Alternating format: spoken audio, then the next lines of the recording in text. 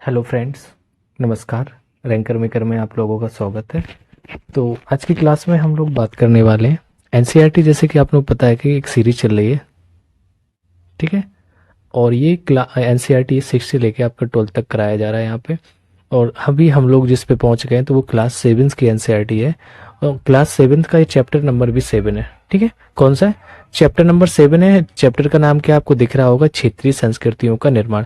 कैसे the making of regional cultures, कैसे ये चीज़ें, ये क्षेत्रीय संस्कृतियों का निर्माण होता है, वो सारी चीज़ें देखना है। तो चैनल पे अभी अगर कोई नया है तो इसको लाइक कर ले और सब्सक्राइब करें, क्योंकि यहाँ पे आपको एनसीईआरटी पूरा यूपीएससी 2024 125 26 जो भी देना है, एनसीईआरटी देखो मोस्ट कंपलसरी है। अगर आप लास्ट ईयर से अगर पेपर भी देखेंगे तो किसी कोचिंग के नोट्स से कुछ नहीं फंस रहा, एनसीईआरटी सारी चीज़ें। तो आप इसको जरूर पढ़ लीजिए, अपने से पढ़ लीजिए। अगर जिसके पास नहीं है बुक्स तो यहाँ से वीडियो देख सकते हैं इस वजह से। चलिए तो हम बात करते हैं क्षेत्रीय संस्कृतियों का निर्माण, the making of regional cultures. कैसे इनका क्षेत्रीय संस्कृतियों का निर्माण होता है, वो सारी चीज़ें। लिखा है कि लोगों का वर्णन करने का एक सबसे सामान्य तरीका है उनकी बोलचाल की भाषा से उन्हें परिभाषित करना। मोस्टली हम लोग भी अपने आसपास की जो भी कोई सी चीज को वर्णन करना है तो बोलचाल की भाषा से ही परिभाषित करते हैं। तो जब हम किसी व्यक्ति को तमिल, है ना, या उड़िया कहते हैं तो आमतौर पर इसका अर्थ होता है कि वह तमिल अथवा उड़िया भाषा बोलता है ना, और तमिल या उड़िया में रहता है। इसी तरह से हम प्रत्येक क्षेत्र को कुछ खास किस्म के भोजन, है ना, सब सारे क्षेत्रों के भोजन है, वस्त्र है, काव्य है, नृत्य है, संगीत और चित्रकला से भी जोड़ते हैं। जैसे कि उत्तर प्रदेश में अगर आप देखेंगे तो यहाँ पे पहनावा अलग है, तमिल साउथ में जाएंगे पहनावा अलग है, भोजन भी अलग है, वस्त्र अलग है ना, नृत्य भी आपके अलग है, शास्त्रीय नृत्य में इसको बांटा गया कुछ को। तो कभी कभी हम इन असमानताओं को मानकर चलते हैं और सोचते हैं कि ये युग युगांतरों से अस्तित्व में है, मतलब बहुत पहले से चीजें चली आ रही। किंतु भिन्न भिन्न क्षेत्रों के बीच विभाजक सीमाओं के बनने में समय की भूमिका रही है, जिन्हें हम आज क्षेत्रीय संस्कृतियां समझते हैं। तो कुछ चीजें चेंजेस भी हो तो उसी हिसाब से हम इसको क्षेत्रीय संस्कृतियां समझते हैं। और ये क्या है इसको देखते हैं। बीच समय के साथ साथ यहाँ से देखना है, वे समय के साथ साथ बदलती हैं, और सच तो यह है कि आज भी बदल रही हैं, क्योंकि ये चीज़ें चेंजेस होता ही जा रहा है। ये क्षेत्रीय संस्कृतियां जटिल प्रक्रिया से विकसित हुई हैं, और इस प्रक्रिया के तहत ये स्थानीय परंपराओं और महाद्वीपों, जो भी स्थानीय परंपराएं और महाद्वीपों के अन्य भागों के विचारों के आदान प्रदान ने एक दूसरे को संपन्न बनाया। जैसा कि हम देखेंगे कि कुछ परंपराएं तो कुछ विशेष क्षेत्रों की अपनी हैं, जबकि कुछ अन्य भिन्न भिन्न क्षेत्रों में एक समान प्रतीत होती हैं। परंतु उसके अतिरिक्त कुछ अन्य परंपराएं एक खास इलाके के पुराने रीति रिवाजों, बहुत सी जगह पुराने रीति रिवाज चलते रहते हैं, सो तो निकलती हैं, परंतु अन्य क्षेत्रों में जाकर उन्हें एक नया रूप ले लिया रहता है, चेंजेस भी होते रहते हैं। तो इसमें साइड से लिखा है कि पता लगाएं कि पिछले 10 सालों में कितने नए राज्य बनाए गए, क्या इनमें से प्रत्येक राज्य एक अलग क्षेत्र है। तो आप मोस्टली बोल सकते हैं पिछले 10 सालों को अगर हम देख लेंगे तो कितने राज्य बनाए गए हैं। जैसे कि आपने देखा कि उत्तर प्रदेश है, मध्य प्रदेश, बिहार राज्य, ये भौगोलिक इनका जो विवरण है ना, तो इनका अध्ययन करेंगे तो पता चलेगा इन राज्यों के अलग अलग भौगोलिक क्षेत्र कैसे हैं। आप मैप में देखेंगे, जैसे कि उत्तर प्रदेश से क्या निकला था आपका उत्तराखंड या उत्तरांचल बोल देंगे, है ना। मध्य प्रदेश से आपका छत्तीसगढ़, बिहार से झारखंड, बस यही है। इससे पिछले 10 सालों में इन सबको भौगोलिक दृष्टि से चेंजेस किए गए ना, बस यही बताना था। चलिए आगे देखते हैं।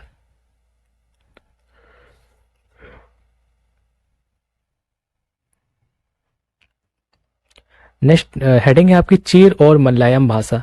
तो चेर भाषा और मलयालम भाषा का में विकास कैसे होता है ये देखने। तो आइए भाषा और क्षेत्र के बीच अंतर संबंध के एक उदाहरण से अपना विश्लेषण प्रारंभ करें। महोदयपुरम, ये महोदयपुरम का चेर राज प्रायद्वीप के दक्षिणी पश्चिमी भाग में है। कहाँ पे? ये दक्षिणी पश्चिमी भाग में, जो आज के केरल राज्य का हिस्सा है। तो महोदयपुरम चेर राज का है, ये दक्षिणी पश्चिम भाग में, जो आज की डेट की अगर बात करें तो ये केरल राज्य में आ जाता है। और 9वीं शताब्दी की अगर हम बात करें तो स्थापित किया गया था। संभवतः मलयालम भाषा इस इलाके में बोली जाती थी। शासकों ने मलयालम भाषा एवं लिपि का प्रयोग अपने लेखकों में भी किया था, जो अभिलेख लिखते थे। तो अभिलेखों के बारे में बता दिया था आपको पहले। तो अपने अभिलेखों में ऐसे ये आपका इसका प्रयोग भी किया। वस्तुतः इस भाषा का प्रयोग उपमहाद्वीपों के सरकारी अभिलेखों में किसी क्षेत्रीय भाषा के प्रयोग के सबसे पहले उदाहरणों में से एक है। ये देखो, ये सारी चीजें आपके लिखे हैं। तो मलयालम में जो रचित आरंभिक केरल का एक अभिलेख था, ये ऐसे दिख रहा है जो आपको। तो साथ साथ चीन लोगों ने संस्कृत की परंपराओं से भी बहुत कुछ ग्रहण किया। केरल का मंदिर जैसे आपका रंगमंच है ना, जिसकी परंपरा इस युग तक खोजी जा सकती है, संस्कृत के महाकाव्यों पर आधारित था। तो मलयालम भाषा की जो पहली जो साहित्यिक कृतियों जो लगभग 12वीं शताब्दी, कब तक 12वीं शताब्दी की बताई जाती है, प्रत्येक रूप से संस्कृत की ऋणी है। किसकी? क्योंकि यहाँ से संस्कृत की सारी चीजें आई हैं, तो संस्कृत की तो ऋणी रहेंगी। यह भी एक काफी रोचक तथ्य है कि 14वीं शताब्दी का एक ग्रंथ लीला तिलकम, कब का बता रहा है ये? 14वीं शताब्दी का एक ग्रंथ था लीला तिलकम, जो व्याकरण तथा काव्य शास्त्र, किसका? व्याकरण तथा काव्य शास्त्र का विषयक है। मणिप्रवालम शैली में लिखा गया था। और मणिप्रवालम का शाब्दिक अर्थ होता है हीरा और मूंगा। क्या अर्थ होता है मणिप्रवालम का? हीरा और मूंगा, जो यहाँ दो भाषाओं संस्कृत तथा क्षेत्रीय भाषा के साथ साथ प्रयोग की ओर संकेत करता है। ठीक है, क्षेत्रीय भाषा भी है, संस्कृत भाषा का भी यूज किया बता रहा है वो। इसमें लिखा है बगल में क्वेश्चन एक है कि पता लगाएं कि आपके घर में आप जो भाषा या भाषाएं बोलते हैं उसका उनका लेखन में सर्वप्रथम कब प्रयोग किया गया था।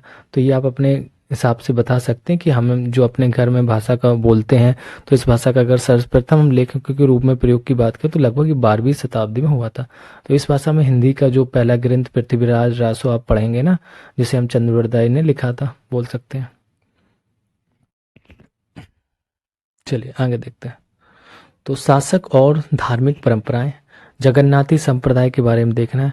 तो इस साइट में जो रेड से लिखा है वो लिखा है बालभद्र, सुभद्रा और जगन्नाथ की लघु मूर्तियां तालपत्र की पांडुलिपि उड़ीसा से ये सारी चीजें प्राप्त हुई थी। जो पिक्चर आपको दिख रही है ये आपके उड़ीसा से मिली थी। तो कौन कौन है इसमें? बालभद्र, सुभद्रा बीच में, पहले बालभद्र, बीच में सुभद्रा, फिर जगन्नाथ जी है। तो रीड करते हैं इसके बारे में। शासक और धार्मिक परंपराएं, जगन्नाथी संप्रदाय के बारे में देखना है। तो अन्य क्षेत्रों में जो क्षेत्रीय संस्कृतियां, कौन सी क्षेत्रीय संस्कृतियां क्षेत्रीय धार्मिक परंपराओं से विकसित हुई। इसी प्रक्रिया का जो सर्वोत्तम उदाहरण है पुरी, पुरी मतलब उड़ीसा में जगन्नाथ का संप्रदाय। जगन्नाथ का शाब्दिक अर्थ हो दुनिया का मालिक, जो विष्णु का पर्यायवाची। आज तक जगन्नाथ की काष्ठ प्रतिमा, कौन सी प्रतिमा? काष्ठ की प्रतिमा स्थानीय जनजातीय लोगों द्वारा बनाई जाती है। जिससे यह तात्पर्य निकलता है कि जगन्नाथ मूलतः एक स्थानीय देवता थे, जिन्हें आगे चलकर विष्णु का रूप मान लिया गया था। तो एक टाइप से क्या हुआ था इसमें?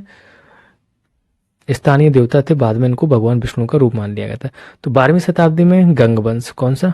ये 12वीं शताब्दी की बात हो रही है कि गंग वंश के एक अत्यंत प्रतापी राजा अनंत वर्मन ने पुरी में पुरुषोत्तम जगन्नाथ के लिए एक मंदिर बनवाने का निश्चय किया। और उसके बाद ये 1230 में राजा अनंग भीम तृतीय ने अपना राज पुरुषोत्तम जगन्नाथ को अर्पित कर दिया और स्वयं को जगन्नाथ का प्रतिनियुक्त घोषित किया था। तो देखो फिर से इसको यहाँ से देख लीजिए, कह रहा है कि उसके बाद 1230 में राजा अनंग भीम तृतीय ने, ये लिखा अनंग भीम तृतीय ने अपना राज पुरुषोत्तम जगन्नाथ को अर्पित कर दिया था और स्वयं को जगन्नाथ का प्रतिनियुक्त घोषित किया था। ठीक है, तो उनको पहले स्थायी देवता माना गया, फिर विष्णु भगवान का अवतार बता दिया गया था। तो ये आपका जगन्नाथ मंदिर पुरी उड़ीसा का जो मंदिर है।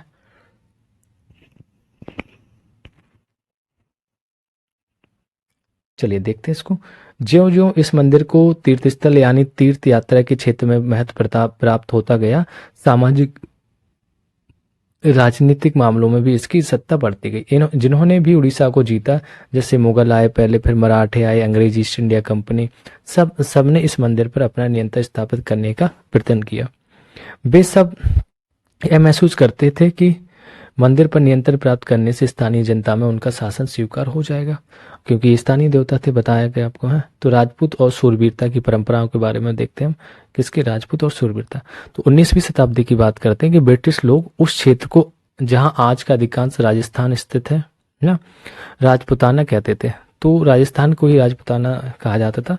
इससे यह समझा जा सकता है कि वह ऐसा प्रदेश था, कैसा था, कि जहां केवल अथवा प्रमुख, एक मिनट यहां से देखना, जहां केवल अथवा प्रमुख रूप से राजपूत ही रहा करते थे। लेकिन यह बात आंशिक रूप से सही से ही सत्य है। ऐसे अनेक समूह थे और आज भी हैं जो उत्तरी तथा मध्यवर्ती भारत के अनेक क्षेत्रों में अपने आप को राजपूत कहते थे। तो उत्तरी हो या मध्यवर्ती हो, सब में आपको बहुत सारे लोग रहते थे, वो अपने आप को राजपूत कहते थे। यह भी सच है कि राजस्थान में राजपूतों के अलावा अन्य लोग भी रहते थे। तथापि अक्सर यहाँ माना जाता है कि राजपूतों ने राजस्थान को एक विशिष्ट संस्कृति प्रदान की थी। तो जो राजस्थान में एक संस्कृति विशिष्ट रूप से राजपूतों की देन थी। ये सांस्कृतिक परंपराएं वहाँ के शासकों के आदर्शों तथा अभिलाषाओं के साथ घनिष्ठता से जुड़ी हुई थी। लगभग 8वीं शताब्दी में, कौन सी, लगभग आपकी 8वीं शताब्दी की बात करें, 8वीं शताब्दी से आज के राजस्थान के अधिकांश भाग पर विभिन्न परिवारों के राजपूत राजाओं का शासन रहा। पृथ्वीराज, जिसको हमने चैप्टर नंबर 2 में पढ़ा था, एक ऐसा ही शासक था। ये शासक ऐसे सूरवीरों के आदर्शों को अपने हृदय में,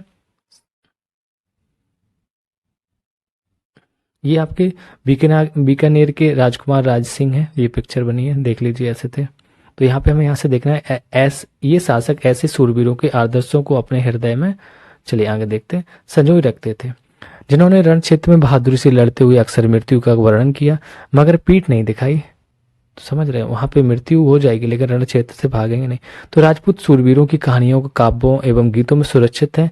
ये विशेष रूप से प्रशिक्षित चारण भाटों द्वारा गाई गई थी। तो इनकी जो सूरवीरता की बातें करेंगे, किसने इसको प्रशिक्षण किया था, तो ये 4 भाटों द्वारा गाई गई थी। एक काव्य एवं गीत के सूरवीरों की स्मृति को सुरक्षित रखते हैं और उनसे यह आशा की जाती है कि वे अन्य जनों को भी उन सूरवीरों को अनुकरण करने के लिए प्रेरित करें एवं प्रोत्साहित भी करें लोगों को। साधारण जन भी इन कहानियों के आकर्षित होते थे। इन कहानियों में अक्सर नाटकीय, है ना, नाटक दिखा के नाटकीय स्थितियों और स्वामी भक्ति, मित्रता, प्रेम, शौर्य आदि प्रबल संवेगों का चित्रण होता था। चलिए आगे देखते हैं, क्या स्त्रियों को भी इस कहानियों में स्थान प्राप्त था? कहीं कहीं यह चित्रित किया गया कि स्त्रियां अपने सूरवीर पतियों को जीवन मरण दोनों में अनुसरण करती थी। तो सती प्रथा, यानी जो विधवाएं थी, तो एक बड़ी कुप्रथा भी थी भारत के अंदर कि जो सती प्रथा वाले थे, है ना। चलिए आगे देखना। तो ये आपका मैप है जो कल मतलब हमने चैप्टर नंबर 6 देखा था, उसमें भी मैप था। तो वह क्षेत्र जिसकी इस अध्याय में चर्चा की गई है। तो जैसे आपके जम्मू कश्मीर की बात हो गई, फिर हमें हिमाचल प्रदेश है, पंजाब, शिमला, हरियाणा, दिल्ली, उत्तराखंड। हम यहाँ पे राजस्थान के देखेंगे कि राजपूतों के बारे में तो बीकानेर हो गया, जोधपुर, अजमेर, जयपुर, ये राजस्थान का क्षेत्र पूरा इसी में था। उत्तर प्रदेश, लखनऊ का पद दिखाया गया।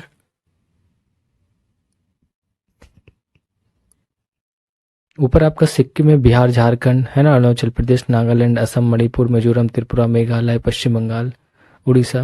कोई मतलब नहीं, उससे बस देखना था। तो ये केरल है, यहाँ पे भी लोग रहते थे। तो पता लगाएं कि क्या आपके नगर गांव में सूरवीरों या वीरांगनाओं की परंपरा रही है। यदि हाँ, तो ये परंपराएं राजपूतों के वीरतापूर्ण आदर्शों के कितनी समान था। तो ये आपके विचार, अब मतलब सोच सकते हैं कि क्या सारी चीजें थी सूरवीरों के बारे में। ठीक है, तो ये जो रेड रेड एरिया दिख रहा है इसमें मैप में, भारत के नक्शे में, ये सूरवीरों का एरिया था।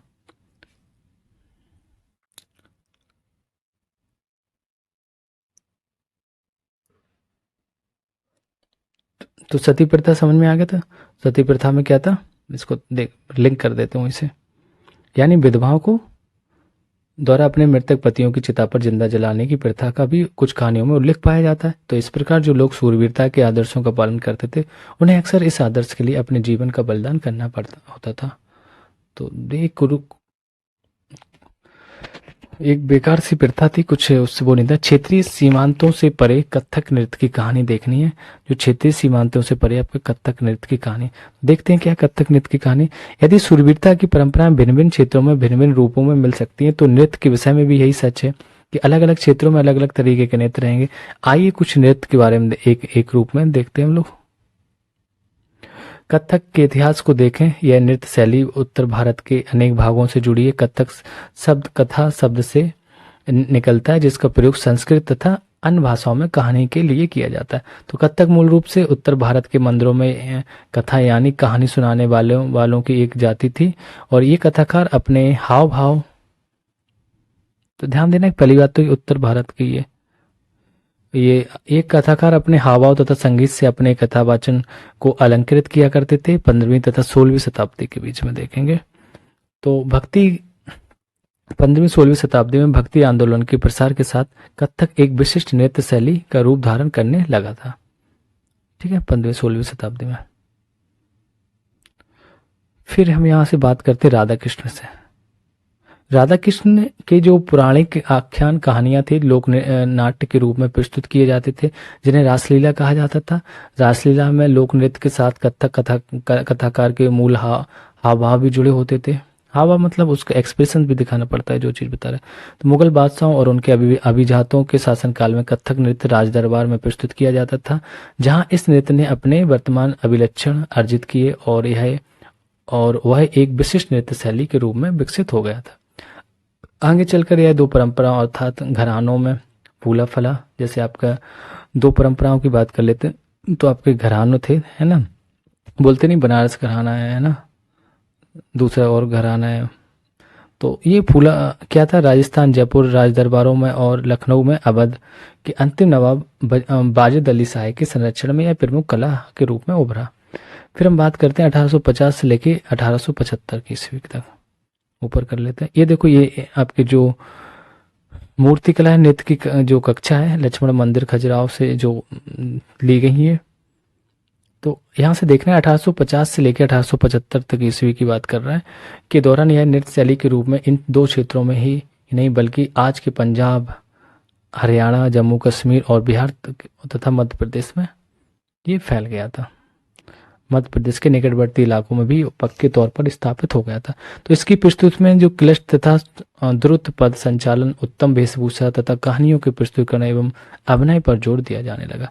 तो अनेक, यहाँ से देखना है आपको, अनेक जो अन्य सांस्कृतिक गतिविधियों की तरह कथक को भी 19वीं तथा 20वीं शताब्दी में अधिकांशतः कब 19वीं और 20वीं शताब्दी में अधिकांश ब्रिटिश शासकों ने नापसंद किया। फिर भी यह जीवित बचा रहा और गणिकाओं द्वारा पेश किया जाता रहा। स्वतंत्रता की प्राप्ति के बाद दो देश में इसे 6 शास्त्रीय नृत्य में रूपों में मान्यता मिल गई थी। तो 6 शास्त्रीय नृत्य हैं, उनको देखेंगे कौन कौन से हैं। शास्त्रीय नृत्य की बात करते हैं।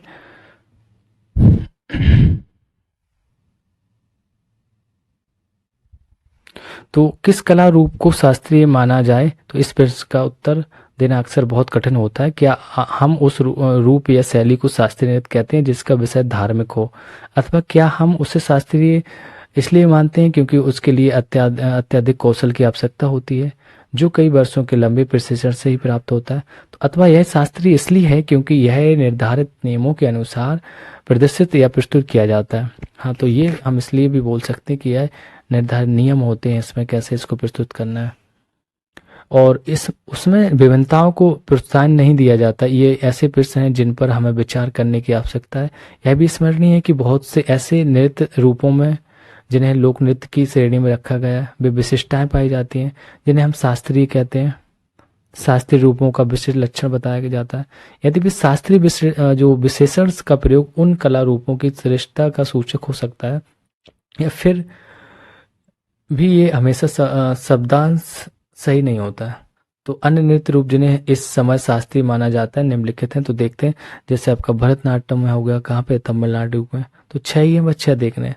तो आपका पहला हो गया भरतनाट्यम तमिलनाडु, कथकली केरल, उड़ीसा, कुचिपुड़ी आंध्र प्रदेश, मणिपुर और कथक नृत्य जो नृत्यंगनाएं एक दरबारी चित्र में थी। इनमें से किसी एक नृत्य के रूप के बारे में अधिक जानकारी प्राप्त करें।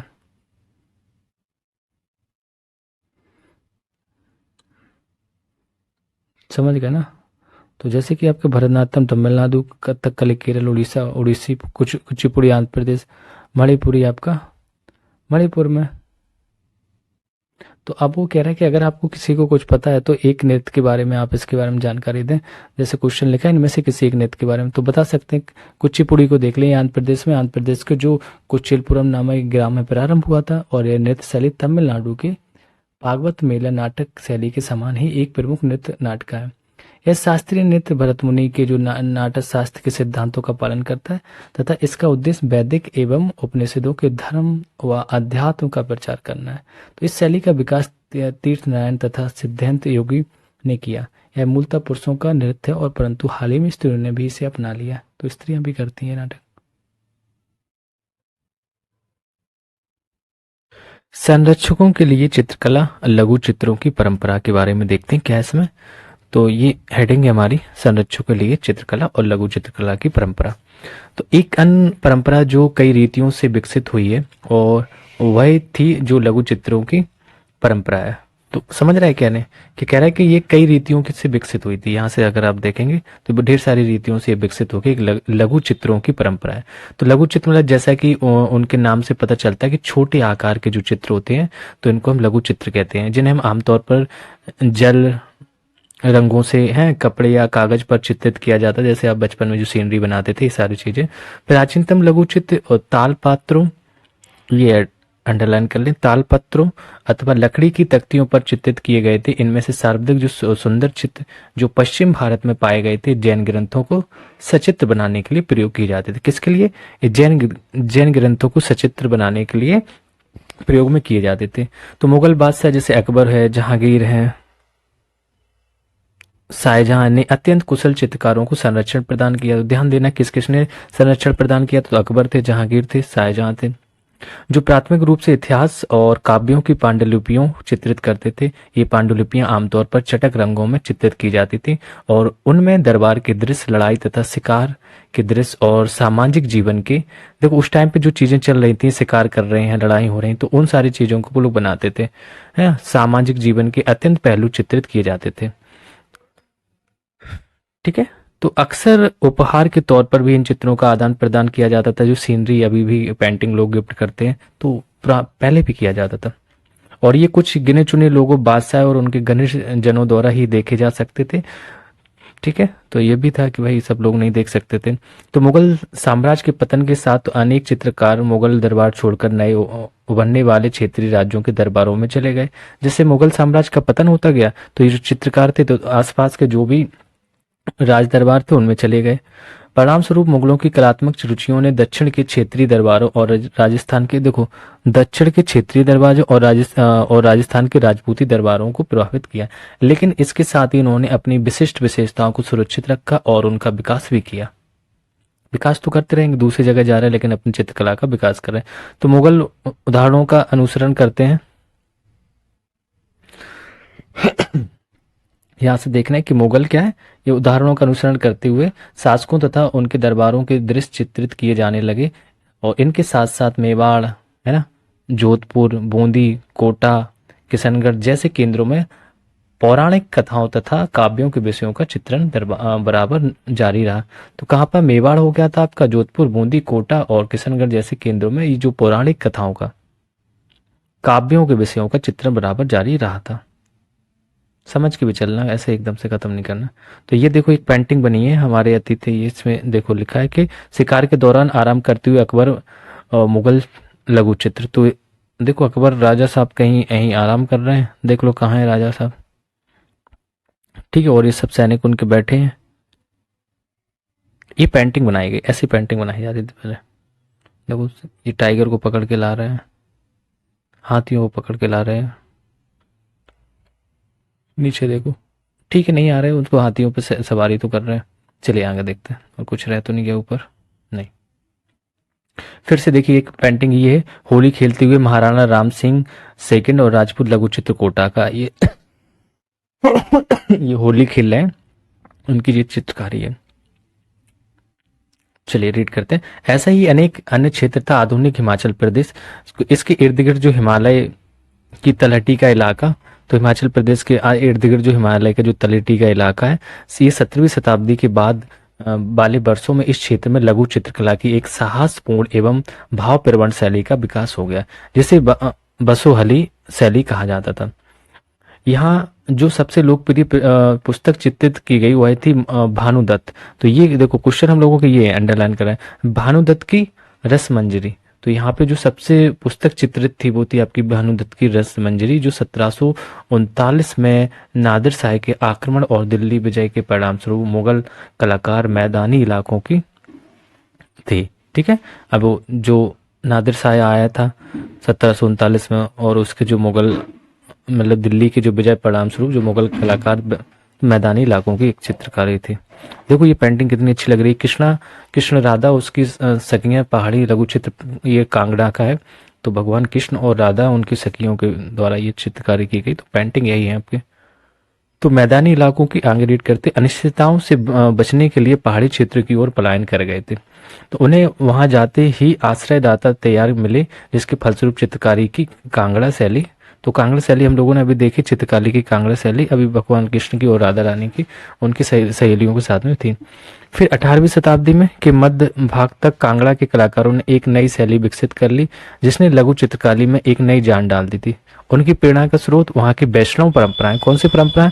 वैष्णव परंपराएं थी, जो ठंडे ठंडे नीले और हरे रंग सहित कोमल रंगों का प्रयोग और विषयों का काव्यात्मक निरूपण कांगड़ा शैली की विशेषता थी। तो कांगड़ा शैली की विशेषता क्या है, यही हमें बताना है। इसमें हल्के रंग डाले जाते थे, ठंडे नीले, हरे रंग और कोमल रंगों का प्रयोग किया जाता था। ठीक है, चलिए आगे देखते हैं। इसमें रहे, ये हमें याद रहना चाहिए क्या, कि साधारण स्त्री पुरुष भी बर्तनों, दीवारों, कपड़ों, ये बर्तनों, दीवारों, कपड़ों, फर्श आदि पर अपनी कलाकृतियां चित्रित करते थे। कला के इन नमूनों में से कुछ ही बच पाते थे। इसके विपरीत लघु चित्र राजमहलों में सावधानी पूर्वक रखे जाते थे। जो भी लघु चित्र थे तो राजमहलों में उनको रखते थे, जिससे वे सदियों तक सुरक्षित रहे। ठीक है, अभी भी संग्रहालय में रखे जाते वही चीजें। बंगाल नजदीक से एक नजर देखते हैं, बंगाल के बारे में क्या था। तो जैसा कि हम अपने प्रारंभ में देखा था कि हम अक्सर क्षेत्रों के नाम वहाँ के निवासियों हैं या बोली, जो बोली जाने वाली भाषा के अनुसार निर्धारित करते हैं। इसलिए हम यह मान लेते हैं कि बंगाल में लोग बंगाली या बांग्ला ही बोलते थे। किंतु यह एक दिलचस्प बात है कि आज बंगाली संस्कृत से निकली हुई भाषा मानी जाती है। तो आज के डेट में क्या जो बंगाली भाषा मानी जा रही, क्या क्या कहा जाता है कि संस्कृत से निकली हुई भाषा मानी जाती। तो प्रारंभिक की अगर हम बात करें, प्रारंभ मतलब ईसा पूर्व प्रथम जो शताब्दी के मध्य भाग के, तो संस्कृत ग्रंथों के अध्ययन से यह पता चलता है कि बंगाल के लोग संस्कृत से उपजू ही भाषा नहीं बोलते थे। देखो ध्यान देना, कह रहा है कि प्रथम शताब्दी के मध्य भाग के संस्कृत ग्रंथों के अध्ययन से यह पता चलता है कि बंगाल के लोग संस्कृत से उपजू ही भाषा नहीं बोलते थे।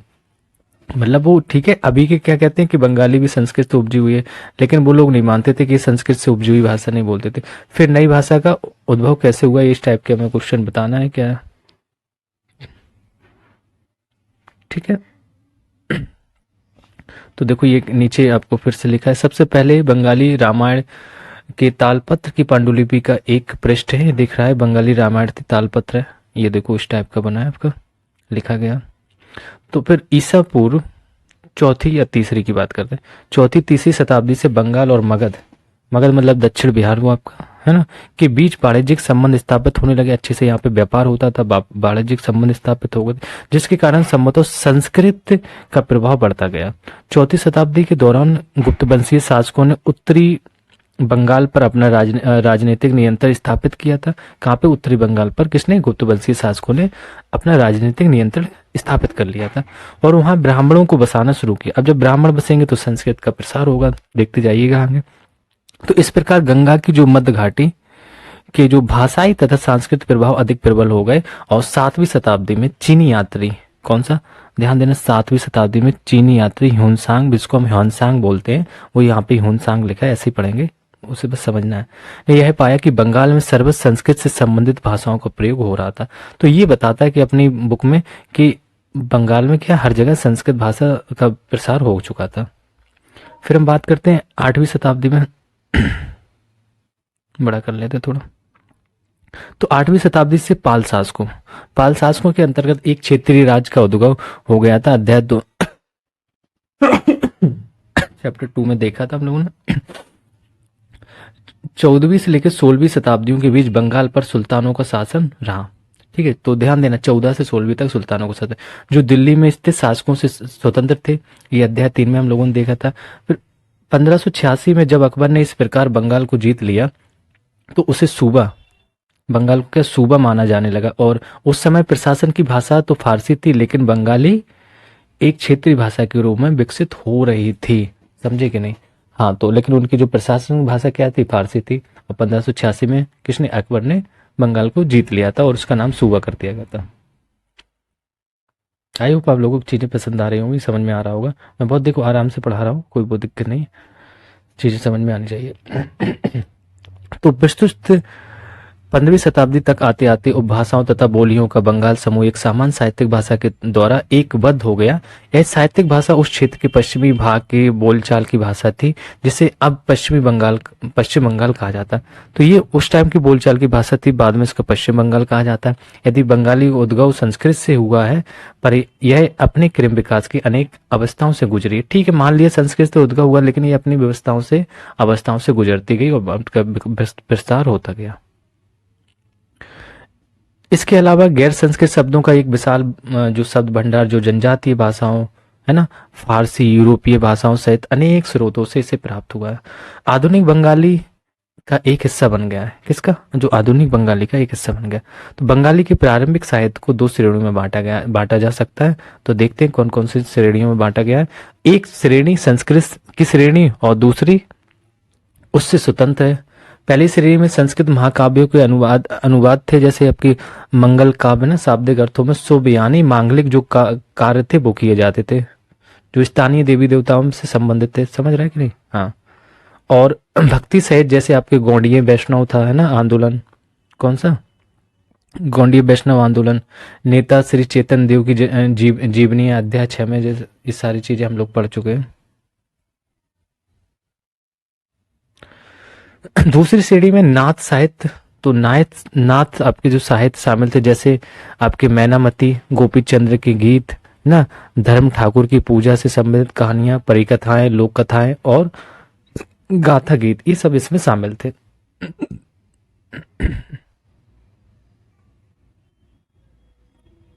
चलिए देखते हैं आगे, साइड से थोड़ा देख लेते हैं, कहीं क्वेश्चन तो नहीं था इसका।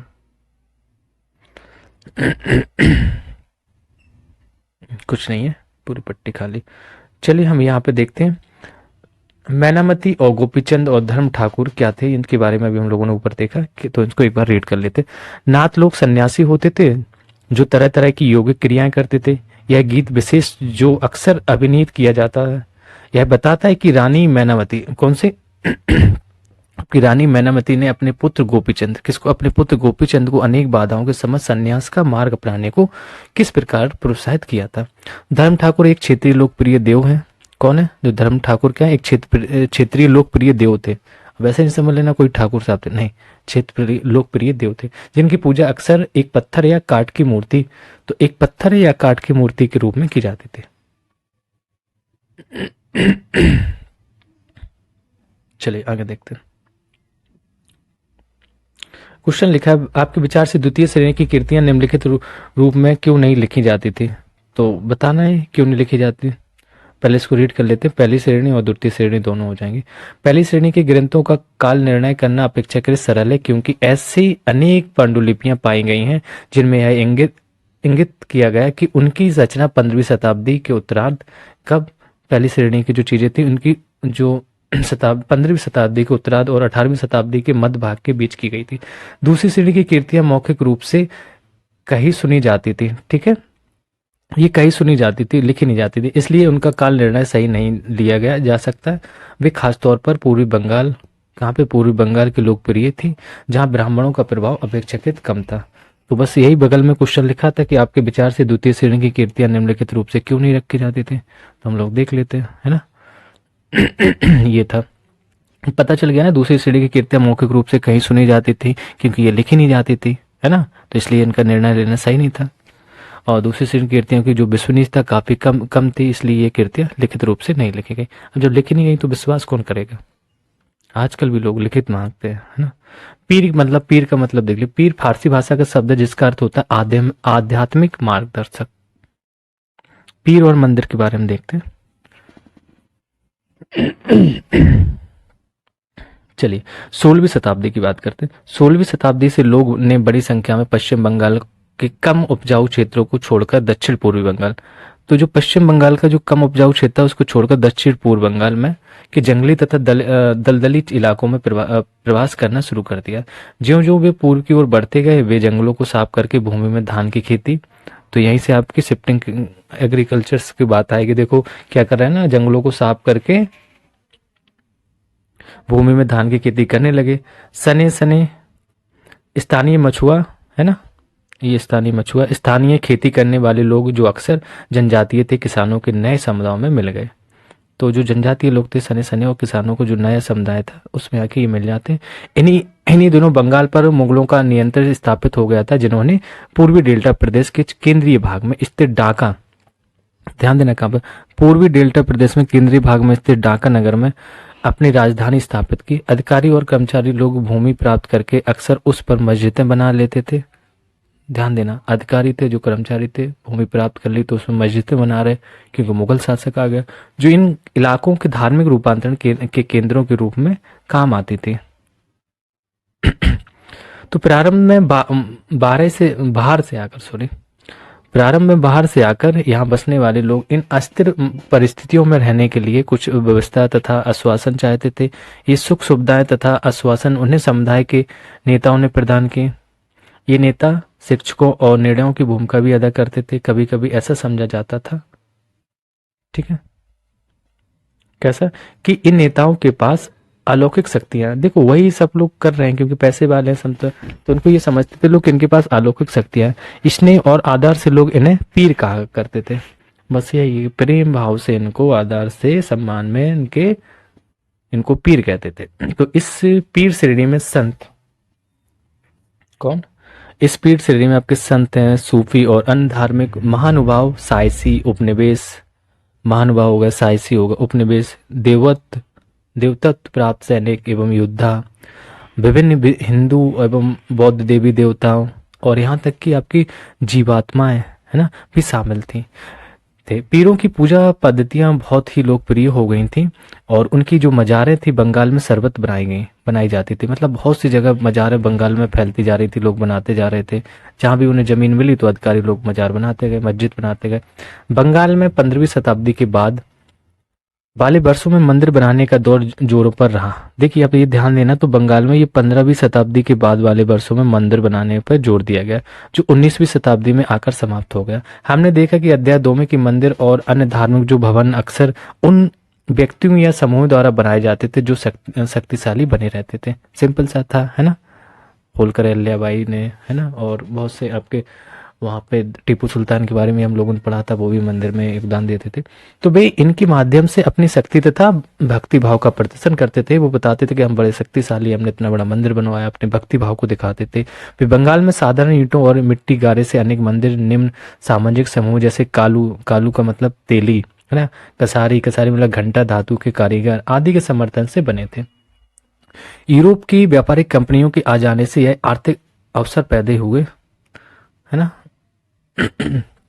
और इन सामाजिक समूह से संबंधित अनेक परिवारों ने इन अवसरों का लाभ उठाया। जैसे जैसे लोगों की सामाजिक तथा आर्थिक स्थिति सुधरती गई, उन्होंने इन स्मारकों के निर्माण के माध्यम से अपनी प्रस्थिति या प्रतिष्ठा की घोषणा कर दी थी। जब स्थानीय देवी देवता जो पहले गांव में छान छप्पर वाली झोपड़ियों में रहते थे, अब वो क्या करेंगे भाई, वो अच्छी जगह रहने लगेंगे। मैं पूजे जाते थे, किसमें, देवी देवता किसमें पूजे जाते थे, छान छप्पर वाली चीजों, अभी फोटो दिखा रहे हैं, पूजे जाते थे, को ब्राह्मणों द्वारा मान्यता प्रदान कर दी गई, तो इनकी प्रतिमाएं मंदिरों में स्थापित की जाने लगी। अब देख लेते हैं थोड़ा सा पिक्चर को कैसे। देखो ये छोटे से वो बने हैं और यहाँ लिखा था, यहाँ दिए गए मंदिर की तुलना अध्याय 2 में कि ये मंदिर से करना है। साइड में जो लिखा है चित्र 11 देखना है, एक दोचाला छप्परदार झोपड़ी है और एक चौचाला मंदिर है 12वां में। तो ये देखो छप्परदार झोपड़ी है, तो इसमें मंदिर बनाता, और यहाँ पे आपको एक मंदिर दिख रहा है अच्छा सा, ठीक है। गोपियों के साथ कृष्ण श्यामपुर मंदिर से पकी मिट्टी की एक पट्टियां विष्णुपुर में मिली थी। भगवान कृष्ण बीच में दिख रहे होंगे आपको, देखो ये, और यहाँ पे ये गोपियां हैं जिसके साथ ये पिक्चर बनी हुई है पक्की मिट्टियों से, ठीक है। चलिए नेक्स्ट देखते हैं। तो इन मंदिरों की शकल या आकृतियां अगर हम बंगाल की छप्परदार झोपड़ियों की तरह दोचाला मतलब होता है 2 छतों वाली, यही क्वेश्चन है आपके, यही यूपीएससी पहुंचती है। 2 चाला, बढ़ नहीं जाना आगे इसको रीड करके, 2 छतों वाली, चौचाला मतलब 4 छतों वाली होती थी। इसके कारण मंदिरों की स्थापत्य कला में विशिष्ट बंगाली शैली का प्रादुर्भाव हुआ। अपेक्षाकृत अधिक जटिल शौचालय यानी 4 छतों वाली ढांचे में 4 त्रिकोणीय छतें, 4 दीवारें, देखो ध्यान देना, शौचालय यानी 4 छतों वाली और ढांचे में 4 त्रिकोणीय छतें 4 दीवारों वाली रखी जाती थी, जो ऊपर तिर्यक रेखा एक बिंदु तक जाती थी। यही यार छोटे छोटे क्वेश्चन पूछे जाते हैं। आप एनसीईआरटी मतलब मोस्ट कंपलसरी है। आपको लग रहा होगा कि क्या चीजें ये नहीं, आप पेड़ पूछेंगे, पेपर देखेंगे पिछली साल का यूपीएससी का, तो यही पूछा गया क्या इसमें से सही है, कितने सही है। तो बारीकी चीजें देखो। मंदिर आमतौर पर एक वर्गाकार चबूतरे में बनाए जाते थे। उनकी भीतरी भाग में कोई सजावट नहीं होती थी, लेकिन अनेक मंदिरों की बाहरी दीवारों जैसे चित्रकारियां है ना, सजावटी टाइलों और अथवा मिट्टी की पट्टियों से सजी होती थी। कुछ मंदिरों में विशेष रूप से पश्चिम बंगाल के जो आपके बांकुरा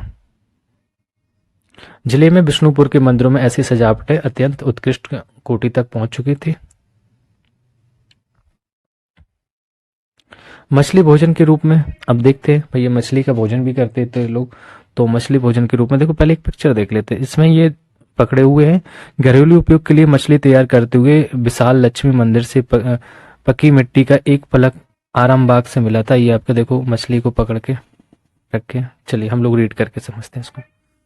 तो मछली भोजन के रूप में क्या है, परंपरागत भोजन संबंधी आदतें आमतौर पर स्थानीय रूप से उपलब्ध खाद्य पदार्थों पर निर्भर करती हैं। स्थानीय रूप से जैसे ऐसे समझ लो, लोग कहते हैं कि जीवों को नहीं खाना चाहिए, लेकिन एक फूड चेन भी होती है आपकी। क्या होती है जो फूड चेन है, अगर हम इसको नहीं खाएंगे, हम तो नहीं खाते, मतलब लोग नहीं खाएंगे, ठीक है, ऐसे ऑप्शन है, वेज में भी बहुत ढेर सारे ऑप्शन है, लोग वेज को करते हैं, लेकिन क्या है इनका ऊपर लिखा है कि आमतौर पर स्थानीय रूप से उपलब्ध खाद्य पदार्थों पर निर्भर करते हैं। जहाँ पे लोग रह रहे हैं वहां पे जो चीजें पाई जा रही है वो उसी को यूज करते हैं। सिंपल सा ये।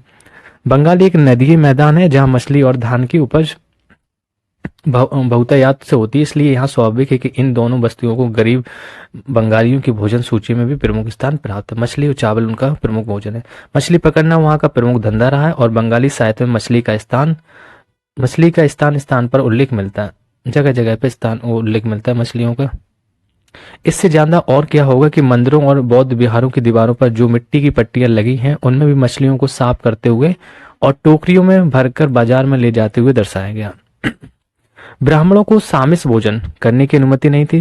देखो, ब्राह्मणों को सामिस भोजन करने की अनुमति नहीं थी, लेकिन स्थानीय आहार में मछली की लोकप्रियता को देखते हुए ब्राह्मण धर्म के विशेषज्ञों में बंगाली ब्राह्मणों के लिए इस निषेध में ढील दे दी गई। देखिए, मतलब बंगाली ब्राह्मण इसको खा सकते, जब उन्होंने देखा कि स्थानीय ये भोजन है, सभी लोग कर ही रहे, वैसे ब्राह्मणों के लिए ये खाना अलाउ नहीं था, बट वो इनको ढील दे दी गई थी, आप खा सकते।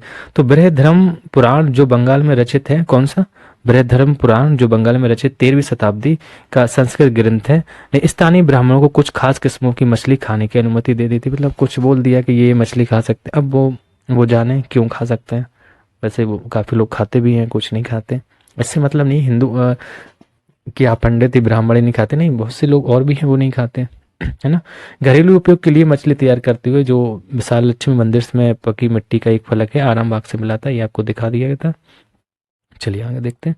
तो ये हम लोगों को क्वेश्चन आ गए। आप एक राजपूत राजकुमार हैं और अपनी कहानी किस प्रकार सुनाना पसंद करेंगे, बताइए, बता देना कि आप राजपूत हैं, राजकुमार हैं, कहाँ पे आपका विस्तार था, राजस्थान में था, है ना।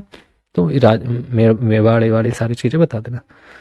तो कुछ शब्द आए थे जैसे शास्त्री था, लघुचित था, पीर था, बोली था। हमें ये मैच द फॉलोइंग है, मेल बैठाना है, कौन सा सही है बताना। तो जैसे पहले ही लिखा अनंत बर्मन, तो अनंत बर्मन कहाँ था भाई, उड़ीसा से रिलेटेड था, लगा दो उड़ीसा। फिर जगन्नाथ, अभी जस्ट देखा पुरी, जगन्नाथ पुरी, है ना, सीधा एक साथ बोलो उसको। महोदयपुरम कहाँ है, केरल में, ठीक है। लीला तिलकम कहाँ पे आपका, केरल में, ये भी कहाँ गया, दूसरा केरल है, हाँ, चलो इसको यहाँ कर दो। मंगल काव्य की बात करते तो मंगल काव्य आपका कांगड़ा हो जाएगा। और लघु चित्र कहाँ पे था, ये बंगाल में मिला था हम लोगों का, है ना। तो ये आपका हो गया मैच द फॉलोइंग। फिर से एक बार रिवीजन आप लोग कर सकते, सुनते रहना कि अनंत बर्मन कहाँ था आपका, ये उड़ीसा में था। जगन्नाथ पुरी में था। और महोदयपुरम आपका केरल था। लीला तिलकम केरल में था, ये भी। मंगल काव्य आपका कांगड़ा में था और लघु चित्र आपका बंगाल में था। चलिए आगे देखते हैं। मणि प्रवालम क्या है, इस भाषा में लिखी पुस्तक का नाम बताएं। तो इस भाषा में लिखी जो पुस्तक थी उसका नाम बताना। दरअसल जो मणि प्रवालम एक भाषा शैली है, हम अगर बात करें, इसने पूछा ना क्या है, तो एक भाषा शैली है। और मणि प्रवालम का जो शाब्दिक अर्थ होता है हीरा और मूंगा। क्या होता है कि और मूंगा हीरा और मूंगा जो यहाँ जो दो भाषाओं जैसे संस्कृत और क्षेत्रीय भाषा के साथ साथ इसका प्रयोग और संकेत करता था, ये हो सकता है। ठीक है, नेक्स्ट देखते हैं क्वेश्चन क्या है। चलिए क्वेश्चन नंबर थर्ड, कत्थक के प्रमुख संरक्षक कौन है भैया? कत्थक दरअसल क्या है, राजस्थान के जो राज दरबार और लखनऊ के नवाब ना, लखनऊ के नवाब जो नृत्य शैली के प्रमुख संरक्षक थे। तो अवध के अंतिम नवाब जो आपके कौन थे, वाजिद अली शाह, किसी संरक्षक में या एक प्रमुख कला के रूप में उभरा था। ठीक है, तो हम राजस्थान बोल सकते हैं ना, लखनऊ तो ऐसे अवध से होते हुए, और उस टाइम पे जो वाजिद अली शाह थे इनके संरक्षक में इसको एक कला के रूप में उभरा था। क्वेश्चन नंबर 4 देखते हैं, बंगाल के मंदिरों की स्थापत कला के जो महत्वपूर्ण लक्षण क्या थे? तो बंगाल के मंदिरों की स्थापत कला के क्या महत्वपूर्ण लक्षण थे? दरअसल वहाँ पे क्या था, जो स्थानीय देवी देवता जो पहले गाँव में छान छप्पर मतलब समझ रहे हैं झोपड़ियों में रहते थे, हैं झोपड़ियों में पूजे जाते थे, फिर बाद में क्या हुआ, इनको अच्छे से मंदिर बन गए थे। तो मंदिरों की जो शक्ल या आकृति बंगाल की छप्परदार झोपड़ियों की तरह दो चाला मतलब दो छतों वाली थी ना, और चौचाला मैंने बताया था चार छतों वाली होती थी। मंदिर आमतौर पर एक वर्गाकार चबूतरे पर बनाए जाते थे, उनके भीतरी भाग में कोई सजावट भी नहीं होती थी। मंदिरों की जो बाहरी दीवार है वो चित्रकारियों या सजावटी हम बोल सकते हैं ना, टाइलों, एक वर्ड आया था टाइलों अथवा मिट्टी की जो पट्टियों से सजी होती थी। चलिए आगे देखते हैं क्वेश्चन नंबर 5। लिखा है कि चारण भाटू की ने सूरवीरों की उपलब्धियों की घोषणा क्यों की थी? देखो अभी हम लोगों ने रीड किया कि चारण भाटू ने क्यों इसकी घोषणा की थी। तो चारण भाटू द्वारा जो गाए गए काव्य एक एवं गीत जो ऐसे थे सूरवीरों की स्मृति को सुरक्षित रखते थे, सूरवीरों की कहानियां सुनाते थे। चारण भाटू से यह आशा की जाती थी कि वे अन्य जनों को भी उन सूरवीरों का अनुसरण करने के लिए प्रेरित एवं प्रोत्साहित करते थे कि आप लोग भी सुने और दूसरों को बताएं। क्वेश्चन नंबर 6 देखते हैं, हम जनसाधारण की तुलना में शासकों में के सांस्कृतिक रीति रिवाजों के बारे में बहुत अधिक क्यों जानते हैं? तो समझना क्वेश्चन क्या कर रहा है कि जनसाधारण की तुलना में शासकों के जो शासक रहे उनके रीति रिवाजों को क्यों ज्यादा जानते हैं और लोग आम लोगों को नहीं जानते? क्योंकि शासकों का मतलब ऐसे समझ लो कि मोदी जी जानता, प्रसिद्ध आम जनता कोई मतलब नहीं। तो ऐसे समझ लो कि शासकों द्वारा जो निर्मित कराए गए जो धार्मिक स्मारकों, जैसे अभी राम मंदिर बनवाए गए ना, अब उनके जो अनेक सांस्कृतिक रीति रिवाजों की जानकारी हमें उससे मिलती है। तो सांस्कृतिक परंपराएं कई क्षेत्रों के शासकों के या आदर्शों या अभिलाषाओं के साथ घनिष्ठता से जुड़ी होती हैं। शासकों के सांस्कृतिक गतिविधियों के बारे में यात्रा वृत्तांतों है ना, इधर से इधर जा रहा है उसमें बताया जाता है, कई जो रचनाकार द्वारा भी वर्णन किया जाता है। क्वेश्चन नंबर 7 देखते हैं। 7 में लिखा है कि विजेताओं ने पुरी स्थित जगन्नाथ के मंदिर पर नियंत्रण प्राप्त करने के लिए प्रयत्न क्यों किए थे? तो दरअसल ज्यों ज्यों जगन्नाथ मंदिर के जो तीर्थ स्थल यानी कि हम जहाँ पे बोल सकते हैं तीर्थ यात्रा के केंद्र के रूप में महत्व जो प्राप्त था, तो इस सामाजिक और राजनीतिक मामलों में भी उसकी सत्ता बढ़ती गई। लोग चाहते थे कि इसमें जिनका प्रभुत्व रहेगा वही रहेगा। तो उड़ीसा को जिन्होंने भी उड़ीसा को जीता, जैसे मुगल थे, मराठे थे ना, अंग्रेज भी आए, तो सबने मंदिर पर अपना नियंत्रण स्थापित करने का प्रयत्न किया। क्यों? क्योंकि वे सब महसूस करते थे कि मंदिर पर नियंत्रण प्राप्त करने से स्थानीय जो जनता है उनका शासन स्वीकार कर लेगी, है ना। क्वेश्चन नंबर 8 है, लिखा कि बंगाल में मंदिर क्यों बनाए गए? तो बंगाल में मंदिर इसलिए बनाए गए थे क्योंकि जो बंगाल में 15वीं शताब्दी से हम अगर बात करेंगे, 15 शताब्दी के बाद जो वर्षों में मंदिर की जो तैयारी बनाए गए वो 19वीं शताब्दी तक हमने देखा बहुत सारे मंदिरों का निर्माण किया गया था, अभी रीड किया था ना। तो मंदिर और अन्य धार्मिक जो भवन थे अक्सर उन व्यक्तियों या समूह द्वारा बनाए जाते थे जो शक्तिशाली बन जाते थे, अपने आप की पावर को दिखाते थे कि हम शक्तिशाली हैं। उनके माध्यम से अपनी शक्ति या हम बोल सकते हैं भक्ति भाव का प्रदर्शन करना होता था। तो बंगाल जैसे जैसे लोगों की सामाजिक आर्थिक स्थिति सुधरती गई, उन्होंने इन मंदिरों या हम स्मारकों के निर्माण के माध्यम से अपनी जो प्रतिष्ठा या हम बोल सकते हैं प्रतिष्ठा की घोषणा कर दी थी। ठीक है, तो ये क्वेश्चन थे, आइए करके देखते हैं इसमें क्या लिखा है, देख लेते हैं एक बार क्वेश्चन। लिखा है भवनों और प्रदर्शन कलाओं चित्रकला के विशेष संदर्भ में अपने क्षेत्र की संस्कृति के सर्वाधिक महत्वपूर्ण लक्षणों और विशेषताओं का वर्णन करें। तो आप अपने हिसाब से अपनी चीज के आसपास को कर सकते हैं। और भी चीजें लिखी हैं कि क्या आप बोलने पढ़ने लिखने के लिए भिन्न भिन्न भाषाओं का प्रयोग करते हैं, इनमें से किसी एक भाषा की किसी प्रमुख रचना के बारे में पता लगाएं और चर्चा करें कि इसे रोचक क्यों पाते हैं। तो ये सारी चीजें अपने हिसाब से लिखनी है अपने आसपास की। क्वेश्चन नंबर 11 में लिखा है कि उत्तरी पश्चिमी दक्षिण पूर्वी और मध्य भारत से एक राज्य चुने, समझ रहे हैं ना, सबसे एक एक राज्य चुने, इनमें से प्रत्येक राज्य के बारे, ये अपने हिसाब से कर सकते हो ना, तो उसमें आंसर वो नहीं रहता। इनमें से प्रत्येक के बारे में उन भोजन की सूची बनाएं जो आमतौर पर सभी के द्वारा खाए जाते हैं। आप इनमें से कोई अंतर या समानता पाएं तो उन पर प्रकाश डालें। ये 11 क्वेश्चन नंबर था। इनमें से प्रत्येक क्षेत्र, क्वेश्चन नंबर 12 है, प्रत्येक क्षेत्र में से 5-5 राज्यों की एक एक अन्य सूची बनाएं और यह बताएं कि प्रत्येक राज्य में महिलाओं तथा पुरुषों द्वारा आमतौर पर कौन से वस्त्र पहने जाते हैं। अपने निष्कर्षों पर चर्चा करें। देखो ऐसे क्वेश्चन तो पूछता है यूपीएससी, तो आपको अपनी राइटिंग में इसको लिखना है।